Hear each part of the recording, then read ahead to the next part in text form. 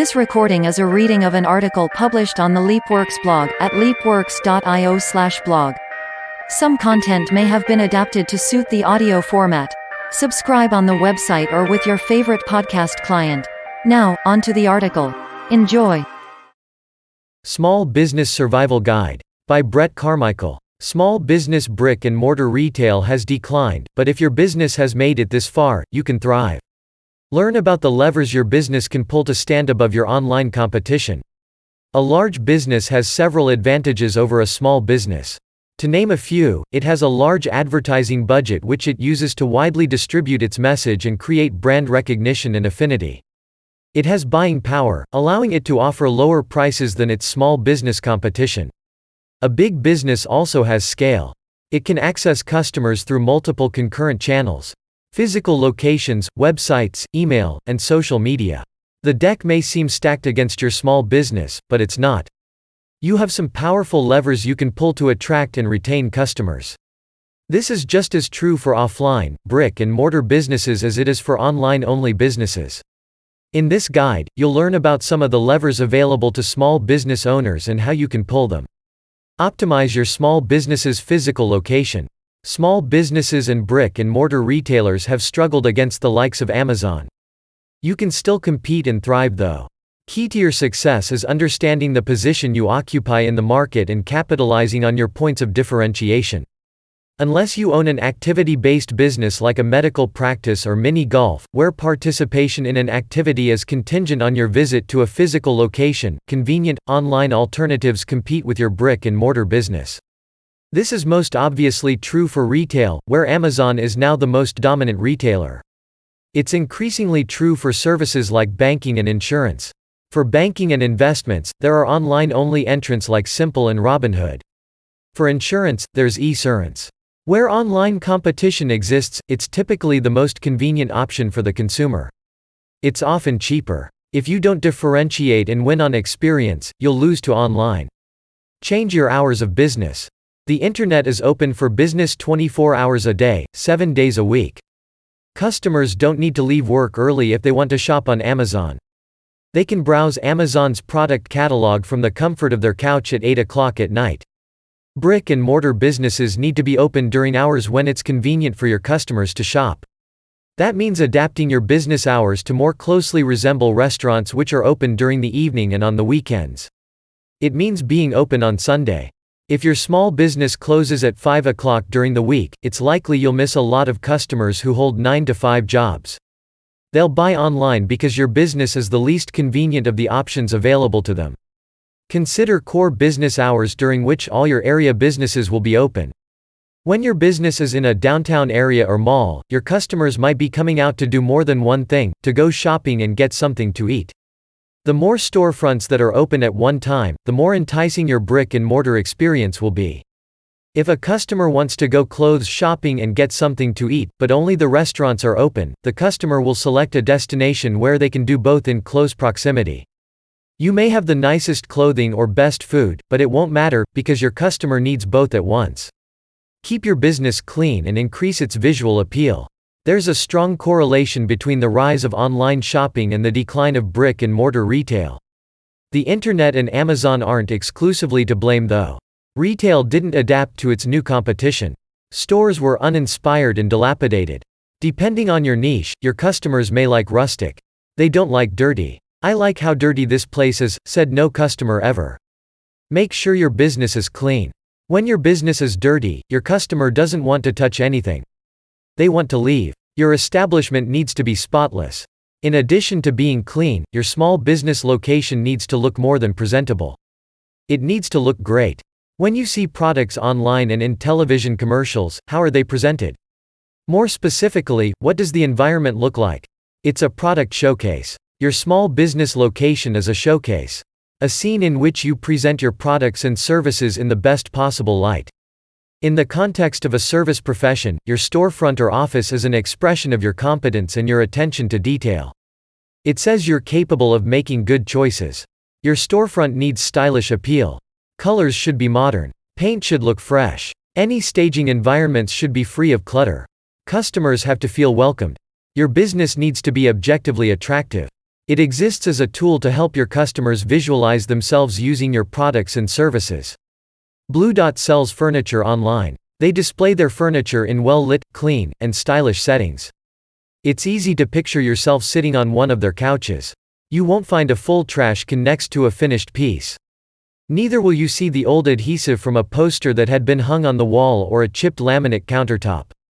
Differentiate through quality of service. Add amenities people want. Amenities make your small business a more enjoyable place for your customers to visit. Smart ones encourage customers to buy. Best Buy staffs their locations with knowledgeable employees because customers value informed advice. Electronics can be complicated. People know what they want, but they don't know how to fulfill their intent. A customer goes to Best Buy, gets the advice they need, and if Best Buy is more expensive than Amazon, then Best Buy will match Amazon's price. As a result, Best Buy converts the customer on the spot. Starbucks offers free Wi-Fi because it keeps customers in their stores. It's why you see so many people in Starbucks with open laptops and working. Free Wi-Fi is more than a nicety. One person gets thirsty and hungry several times each day. Starbucks offers its customers the opportunity to eat all their meals in the store. In doing so, they turn one sale to one person in a single day into many sales to one person in a single day. Offer amenities. Find out why people come to your location in the first place. If you don't know, ask. Even better, when a patron asks you a question, write it down. Then, look for trends in what people are asking. Capitalize on what you learn by delivering something for free to make your product more appealing or to make it appealing more often. Experiment with different amenities on different days. Measure the results and start doing more of the things that perform best.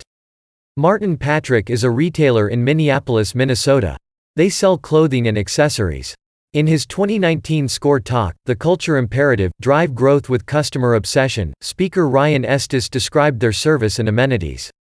So, I hate shopping for clothes, but I absolutely love visiting Martin Patrick, and largely it's because of their absolutely differentiated approach to the customer experience. Ryan had been fitted for a coat and was stopping by Martin Patrick with a friend to retrieve it. Their service experience was differentiated from that offered by other clothing stores. I had purchased a coat from Martin Patrick and was having the alterations done. When we walked in at 2 o'clock in the afternoon to pick up my navy jacket, we were greeted with a welcome sign, this private fitting room, a lunch spread, and my favorite bottle of Cabernet. The store has been completely shopped for me, and there were 2 assistants on hand, said Ryan. Your physical space and margins might not afford you the ability to provide a meal and a bottle of wine to every customer, but you can absolutely raise the bar. Offer to wrap items. Shoppers buy things for themselves. They also buy gifts, and few enjoy the experience of wrapping. Make your store the place people can shop for that last-minute gift. Ask what your customer is doing that night. Recommend a place to eat. Offer to book a reservation on their behalf. Provide a decidedly high-end experience. If you want to get a better sense of the impact service differentiation has, listen to Ryan's full talk for free. He does a terrific job explaining. Be attentive. Shopping online is convenient. If a person makes the decision to walk into your store, their in-store experience needs to be better than their online experience. It needs to be downright pleasant because you can never win on convenience.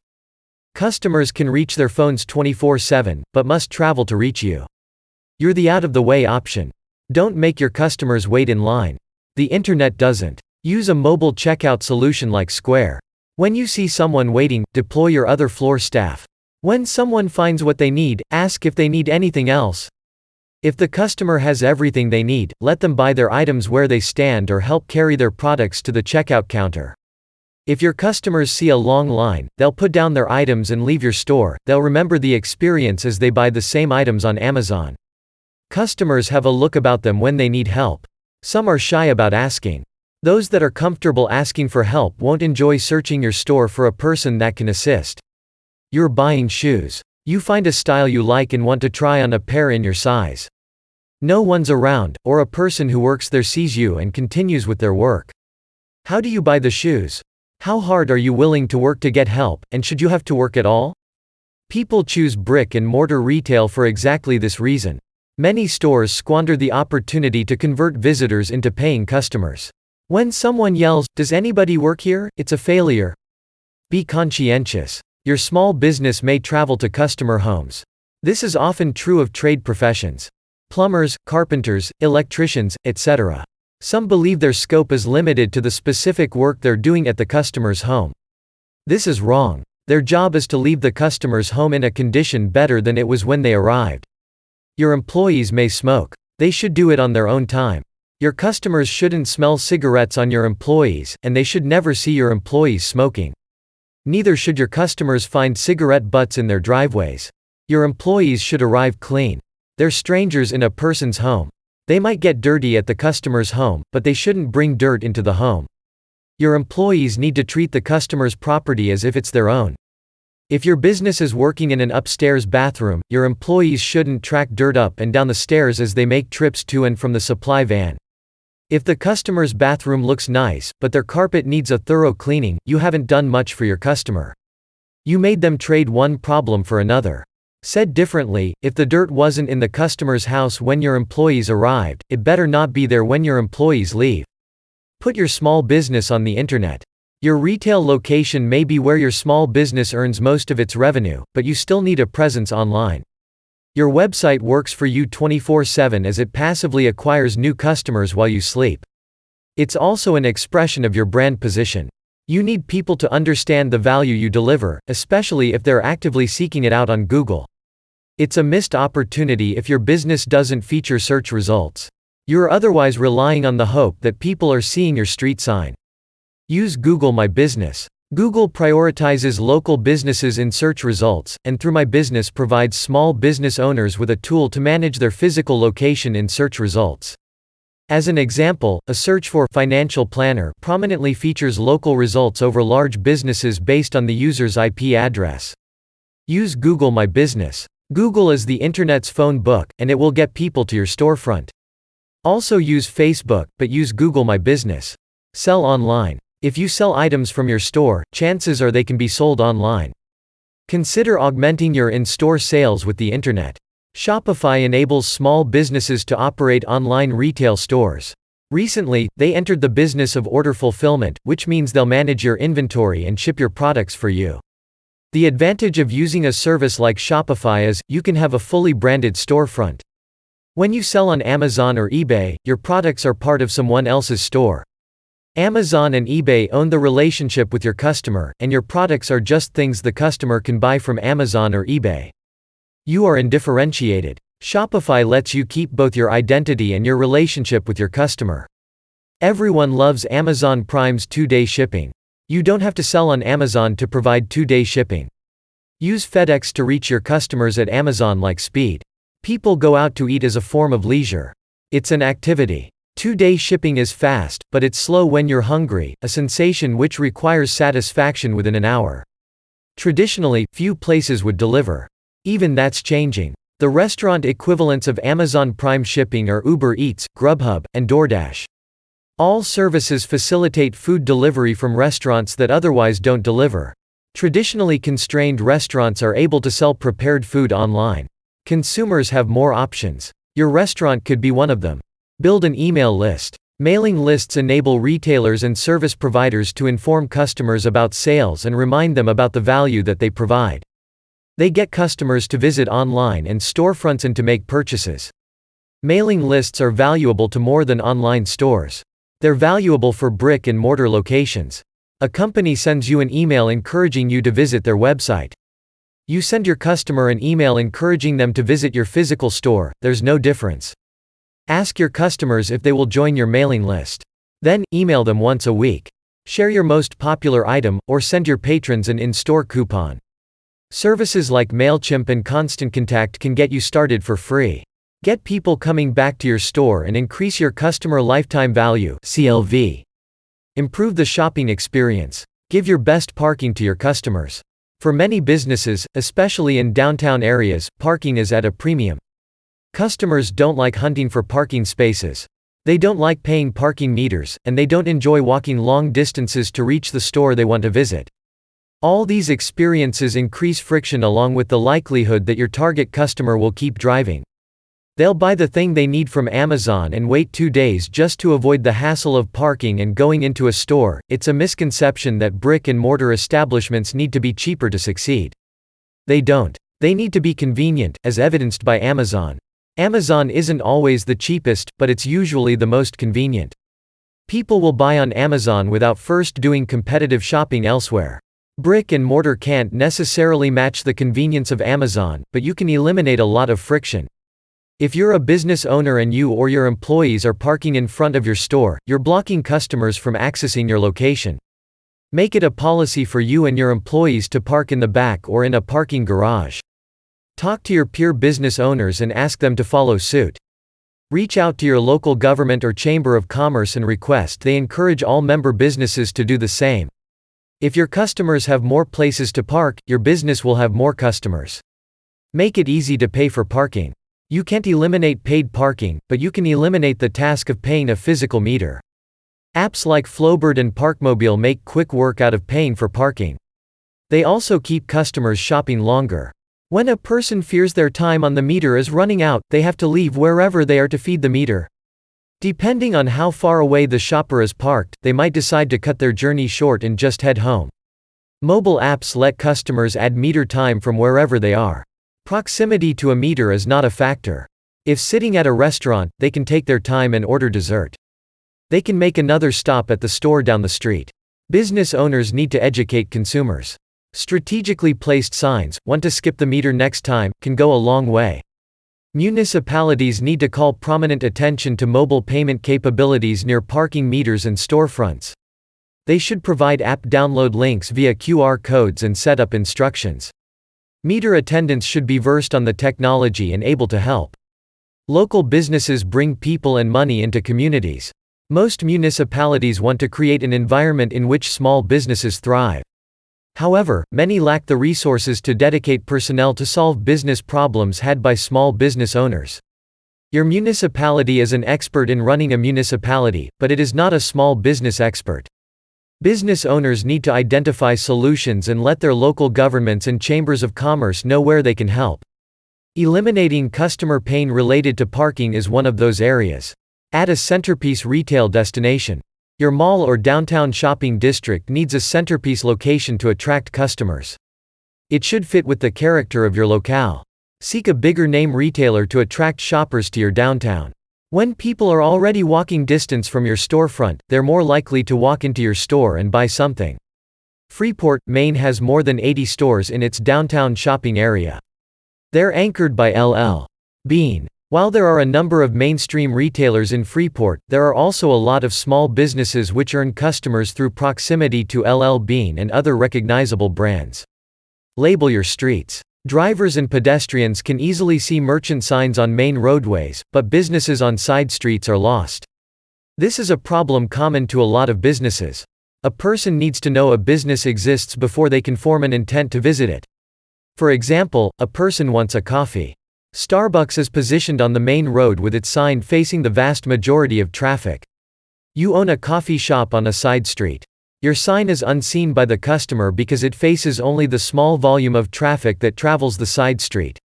The customer sees only one choice.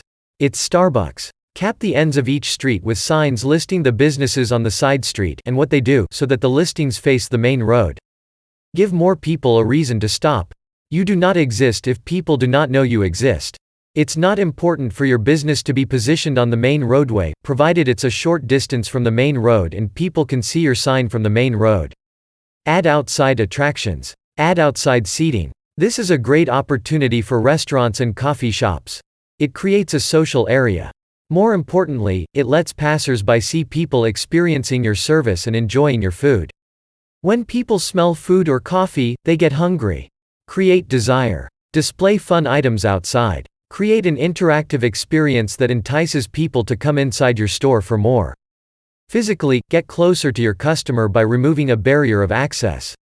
When the street becomes part of your store, instead of walking by your store to get to the next store, a customer walks through your store. Go to your customer on the street. Even if the customer doesn't buy from you, you're giving them a sense of the value you provide. The L.L. Bean store in Freeport, Maine places kayaks outside and sometimes has a pool in which people can try them. They have a giant bean boot outside, where pedestrians frequently take photos and selfies. You don't need to be a big-name retailer to become an attraction. If your small business sells office supplies, encourage people to throw paper airplanes for distance. If you own a coffee shop, give free samples. Show off your knowledge by explaining the different flavor profiles of the coffee you sell or teach people about the different ways to brew coffee. If you work in financial services, have a game that's one part fun and one part teaching. Give away stickers and help visitors advertise for you. Create an experience. Pop-up stores. Encourage the use of pop-up stores in empty spaces. A pop-up store is a temporary retail location which meets the needs of a trend or seasonal demand. Halloween and Christmas supply stores are popular examples. Pop-up stores have the ability to attract a lot of people for a short amount of time. When a person stops at a pop-up store, they're more likely to stop at a permanent store close by because it's convenient to do so. Pop-up stores are also attractive to property owners who struggle to retain retail tenants in struggling business districts. They can capture steady revenue by taking advantage of different seasonal demands. Define common goals and work together. There's a paradigm among some small business owners that they're alone in their pursuit to maintain the health of and grow their business. That one small business owner is solely accountable for the success of their business. It's untrue. One of the most important things a small business owner can do is to shift that line of thinking in its entirety. Look to condominium associations. Yes, there's negative sentiment about them for disagreement among owners, but take a macro viewpoint. Individual owners work together for the mutual betterment of all owners. Business districts aren't different. Common goals produce shared benefits. The same logic applies to work at any big company. Large companies have different departments, each beholden to different business objectives for a quarter or a year or for 5 years. Nonetheless, all its departments need to work in alignment so the company can survive, thrive, and provide employment.